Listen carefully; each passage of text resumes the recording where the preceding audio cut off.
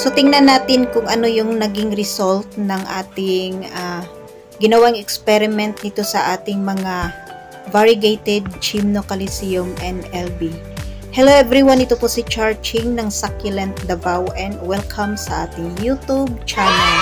And for today's video, so ayan guys, tingnan natin kung ano yung naging resulta ng pagbibigay natin ng MSG dito sa ating mga variegated Gymnocalcium and then LB. So, yan after 1 week kasi last Tuesday natin sinimulan yung pagbibigay ng mga ng MSG dito sa ating mga plant kasi ayan, sobrang pangit sila tingnan nung hindi pa natin sila na bigyan. So, yan, tingnan natin guys kung ano yung resulta and then ano yung naging kinalabasan ng pagbibigay natin ng MSG dito sa ating mga plant. Kasi before ay nagamit ko na siya sa ating mga common na cactus. So, heto at nag-try tayong gumawa ng experiment dito sa ating mga variegated LB and then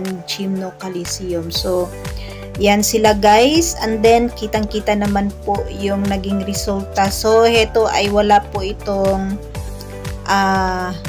inedit na color sa mga plant natin sa paggawa natin nitong video. So, yan po yung natural na color ng ating plant. So, dahil medyo makulimlim, wala pong araw, so maulan po dito sa ating location, ang ginawa ko po ay nag-i-spray lang po ako ng MSG dito sa ating mga plant kasi super dry. And then, kitang-kita yung watermark sa ating mga plant before. So, heto guys, yan, sobrang ganda ng kanyang kulay. Kitang-kita po yung kakaiba nilang kulay, dalawang po yan, variegated LB. So, yan sila guys, and then sana ay ma-enjoy ninyo yung panunood dito sa ating mga variegated cactus. Ayan sila guys. So, heto na yung naging resulta and then update natin sa ating mga plant after nating ginamitan ng MSG.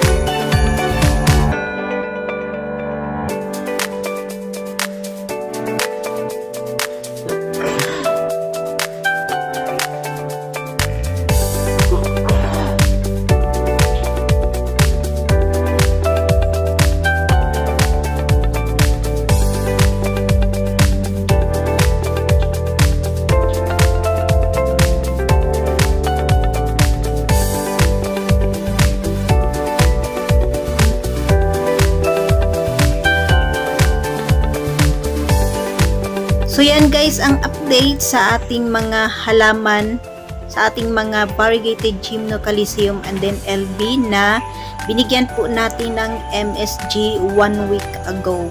And that's for today guys. Maraming salamat po sa inyong panunood dito sa ating YouTube channel. Thanks for watching!